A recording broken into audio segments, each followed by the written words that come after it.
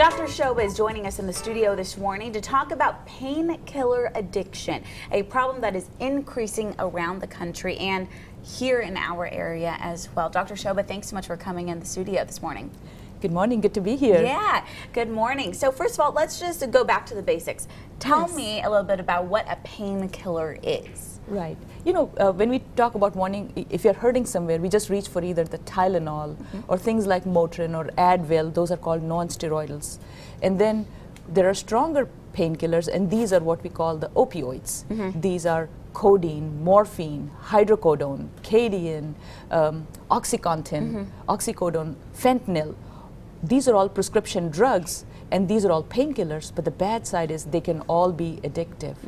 So there's different types of painkillers, over the counter, and then obviously ones that you have to be prescribed. And you actually gave me a pretty interesting statistic that a majority of the prescriptions in the world are here in the U.S., right? Yes, about 80% of the prescriptions for the opioids are actually in the U.S. We have a lesser population than many of the other countries, and we write the most prescription painkillers. And so it is like a national epidemic, and it's becoming recognized that it is an epidemic in our area, and it is causing a lot of problems to our patients. In fact, many of the deaths, accidental deaths, are because of drug overdose. It beats guns, it beats car accidents, so drug overdose is actually the leading cause of accidental deaths in our country. Wow. And a lot of people may just say, oh, well, my doctor prescribed me these painkillers. It must be okay, but that's what can lead someone down the path of addiction, right? That's right. I mean, you go in for, say, orthopedic surgery, you know, joint surgery, and then you get a few pills for your knee pain. Once you start taking them, it is very, very hard to actually stop taking them.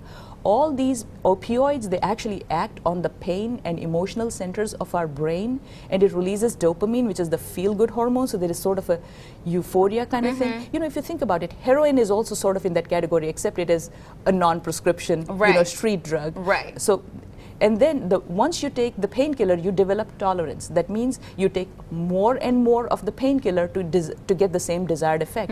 And then you get into what we call dependency. That means if you don't take the drug, you have withdrawal symptoms.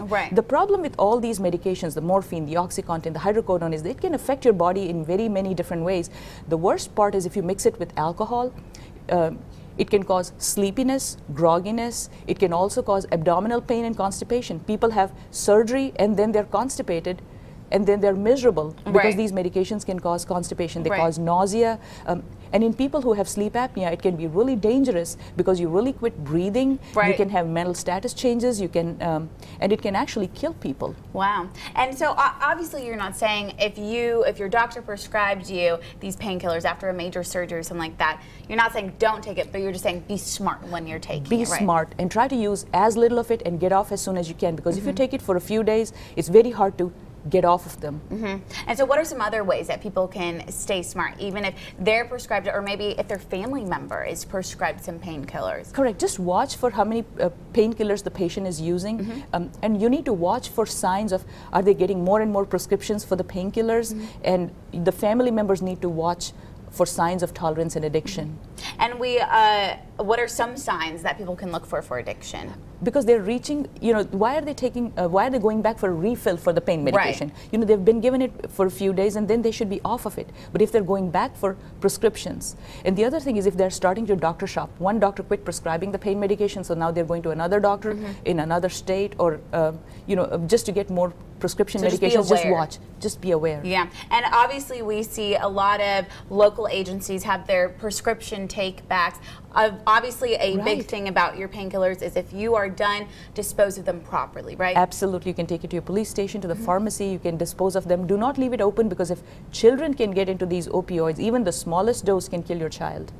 Well, Dr. Shobha, thank you so much. A lot of great information for a lot of our viewers. And just like you said, just be aware and be cognizant of painkillers and the addiction that some people can have. Thank you so much, Dr. Shobha. Appreciate it. Thank you. Good to be here.